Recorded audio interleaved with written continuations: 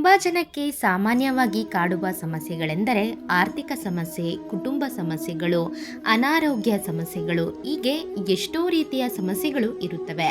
ಈ ಎಲ್ಲ ಸಮಸ್ಯೆಗಳಿಗೂ ಮನೆಯಲ್ಲಿ ಮಾಡಬಹುದಾದ ಒಂದು ಪರಿಹಾರವನ್ನು ತಿಳಿಯೋಣ. ಹಿಂದೂ ಧರ್ಮದಲ್ಲಿ ದೇವರ ಮನೆಗೆ ವಿಶೇಷವಾದಂತಹ ಪ್ರಾಮುಖ್ಯತೆ ಇದೆ.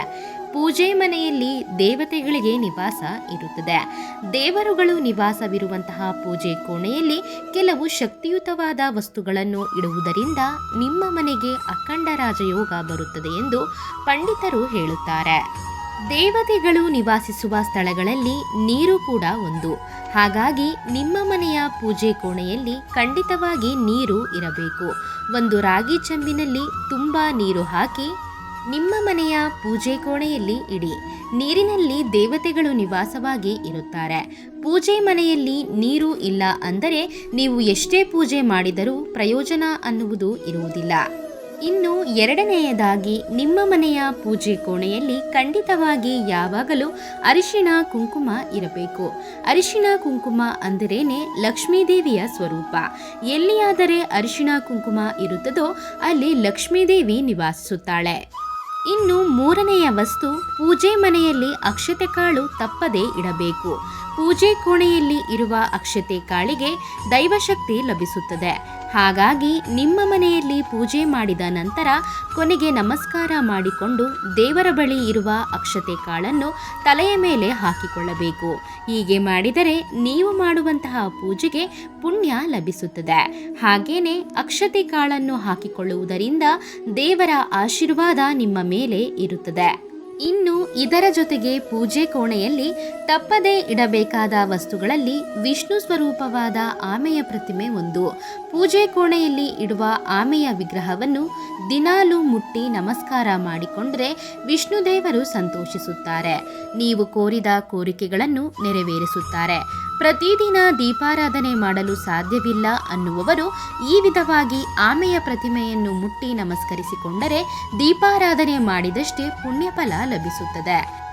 ಇದರ ಜೊತೆಗೆ ಪೂಜೆ ಕೋಣೆಯಲ್ಲಿ ಖಂಡಿತವಾಗಿ ಇಡಬೇಕಾದಂತಹ ವಸ್ತುಗಳಲ್ಲಿ ನವಿಲುಗರಿಯೂ ಒಂದು. ನವಿಲುಗರಿ ಅಂದರೆ ದೇವತೆಗಳಿಗೆ ಬಹಳ ಇಷ್ಟವಂತೆ. ನವಿಲುಗರಿಗಳು ಇದ್ದ ಕಡೆ ದೇವತೆಗಳು ಸಂಚರಿಸುತ್ತಾ ಇರುತ್ತಾರೆ. ನಿಮ್ಮ ಮನೆಯಲ್ಲಿ ದೇವತೆಗಳು ಇರಬೇಕು ಅಂದರೆ ನಿಮ್ಮ ಮನೆಯ ಪೂಜೆ ಕೋಣೆಯಲ್ಲಿ ಒಂದಾದರೂ ನವಿಲುಗರಿಯನ್ನು ಇಟ್ಟುಕೊಳ್ಳಬೇಕು. ಹಾಗೇನೆ ತೆಂಗಿನಕಾಯಿಯನ್ನು ಸಹ ಖಂಡಿತವಾಗಿ ಇಡಬೇಕು. ಏಕೆಂದರೆ ಇದರಲ್ಲಿ ತ್ರಿಮೂರ್ತಿಗಳು ನಿವಾಸ ಮಾಡುತ್ತಾರೆ.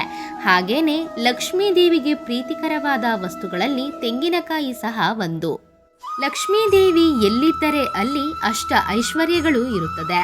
ಹಾಗಾಗಿ ನಿಮ್ಮ ಮನೆಯಲ್ಲಿ ಯಾವಾಗಲೂ ಹಣ ಇರಬೇಕು ಅಂದರೆ ನಿಮ್ಮ ಪೂಜೆ ಕೋಣೆಯಲ್ಲಿ ಖಂಡಿತವಾಗಿ ಒಂದು ತೆಂಗಿನಕಾಯಿಯನ್ನು ಇಡಿ. ಪೂಜೆ ಮಾಡುವಾಗ ತೆಂಗಿನಕಾಯಿಗೆ ನಮಸ್ಕಾರ ಮಾಡಿಕೊಂಡು ಪೂಜೆಯನ್ನು ಪ್ರಾರಂಭಿಸಿ. ಹೀಗೆ ಮಾಡಿದರೆ ನಿಮ್ಮ ಮನೆಗೆ ತುಂಬ ಒಳ್ಳೆಯದು ಆಗುತ್ತದೆ. ಮನೆಯು ಶುಚಿಯಾಗಿ ಇದ್ದರೆ ಆ ಮನೆಯಲ್ಲಿ ಲಕ್ಷ್ಮೀದೇವಿ ನಿವಾಸ ಮಾಡುತ್ತಾಳೆ. ನಿಮ್ಮ ಮನೆಯ ಮುಂದೆ ಎಷ್ಟು ಶುಚಿಯಾಗಿ ಇಟ್ಟುಕೊಳ್ಳುತ್ತೀರೋ ಅಷ್ಟು ಒಳ್ಳೆಯದು. ದೇವರಿಗೆ ಇಡುವ ನೈವೇದ್ಯವನ್ನು ಸ್ಟೀಲ್ ಪಾತ್ರೆಗಳಲ್ಲಿ ಇಡಬಾರದು. ವೀಳ್ಯದೆಲೆಯ ಮೇಲೆ ಇಡಬೇಕು. ಪೂಜೆ ಪೂರ್ತಿಯಾದ ನಂತರ ಪೂಜೆಯಲ್ಲಿ ಇಟ್ಟ ನೈವೇದ್ಯವನ್ನು ಕುಟುಂಬ ಸದಸ್ಯರೆಲ್ಲರೂ ಸೇವಿಸಬೇಕು. ಹೀಗೆ ಮಾಡುವುದರಿಂದ ದೇವರ ಅನುಗ್ರಹ ನಿಮ್ಮ ಕುಟುಂಬದ ಮೇಲೆ ಇರುತ್ತದೆ.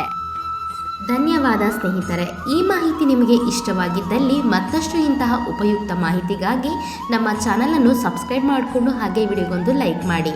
ಜೊತೆಗೆ ಮತ್ತಷ್ಟು ಇಂತಹ ಉಪಯುಕ್ತ ಮಾಹಿತಿಗಾಗಿ ಫೇಸ್ಬುಕ್ನಲ್ಲಿ ನಮ್ಮ ಪೇಜನ್ನು ಫಾಲೋ ಮಾಡೋದನ್ನು ಮರಿಬೇಡಿ.